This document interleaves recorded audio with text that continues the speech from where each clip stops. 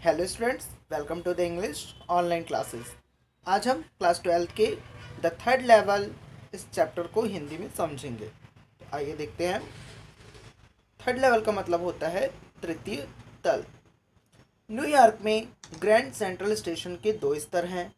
बहरहाल 4 साल के शहर के निवासी चार्ली ने बातचीत की कि तीसरे स्तर पर वह मौजूद है। इसके अलावा वह दावा करता है कि वह वहाँ मौजूद है। इस समस्या के बारे में बात करने के लिए वह एक मनोचिकित्सक मित्र से मिलने जाता है।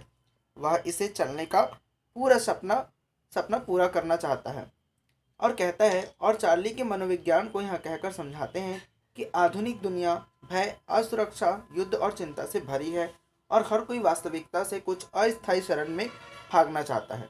उसके लिए स्टाम्प कलेक्शन जैसे शौक इस पलायन का सूचक है। कई बार ग्रैंड सेंट्रल स्टेशन चार्ली के लिए एक भूलभुलैया की तरह लगता है। मेट्रो लेते समय पहले वह एक दो बार रास्ता भटक गया था।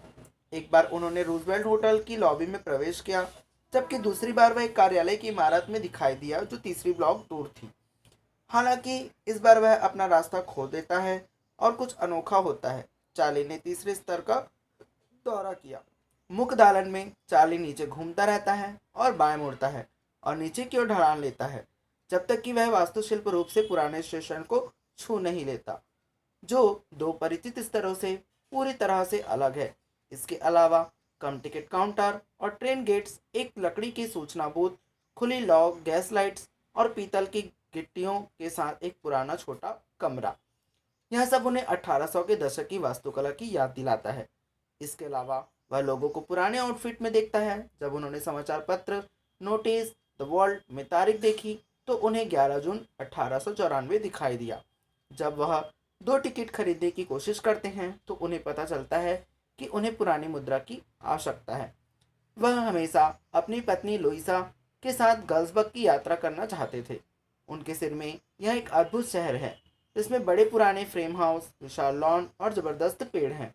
इस जगह पर सुखद और लंबी गर्मियों की सुबहें हैं और जहां लोगों के पास पर्याप्त समय है, इसलिए अगले दिन दोपहर के भोजन के दौरान वह पुरानी मुद्रा के लिए $300 का आदान प्रदान करता है, केवल कुछ 200 तक।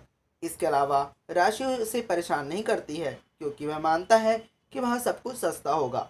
हालांकि वह फिर कभी उस गलियारे को नहीं खोज पाता, उसे तीसरे स्तर तक जो ले जाया जाता था। जब उसकी पत्नी को इस बारे में पता चलता है तो उसे देखने के लिए रोकने के लिए कहती है। अप्रत्याशित रूप से उसे दोस्त सैम बैनर भी गायब हो जाता है और उसकी पत्नी सप्ताहांत में उसकी तलाश करती रहती है। इसके अलावा सैम वह था जिसके बारे में चार्ली ने गैसबर्ग के बारे में अपने विचार साझा किया था।